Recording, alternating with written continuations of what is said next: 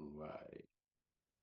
If we come back to a very simple biological state, if you've been conditioned, and many of you have told the story already about the young man who was sort of fighting everywhere he went. I mean, I don't, and many people that I know don't see people fighting everywhere they go, but he did. That was a part of his conditioned upbringing. So he was in a very violent family, a very violent society. So then he started to think, well, people fight. Everywhere he went, he saw people fighting. So then what happens is that neurologically, when you go into a reaction like that, you create a particular chemical. The body gets used to that chemical, but then over a period of time, the body becomes addicted to that chemical. And then your system will seek out situations that feed that addiction. So, of course, he's going to see people fighting everywhere he went. Ram Dass said it many years ago. He said, you'll always find what you're looking for. And what you find showing up in your life is what you've been looking for.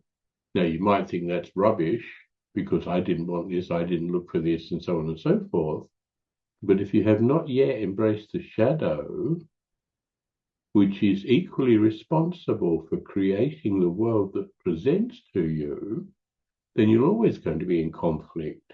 You're always going to have to be judging one situation as better, one as worse, like, don't like, want, don't want, so on and so forth. So you exist in a very polarized state.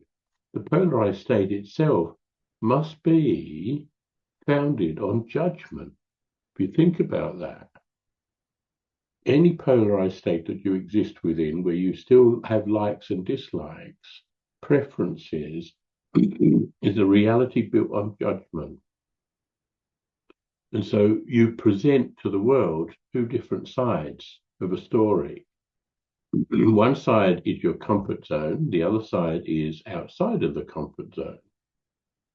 And so all the time you hold on to that as being right, this is the way, this is whatever, this is important, then you're going to experience conflict.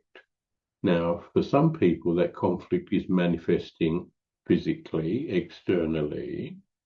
For some people, that conflict is manifesting internally, sickness and disease. So trying to recognize that this is who we are and this is what's happening in our lives is really challenging. I don't think so much for the people that show up tonight, that would be the case, because hopefully you've already been on the path for a while and begun to understand how your reality is created. But for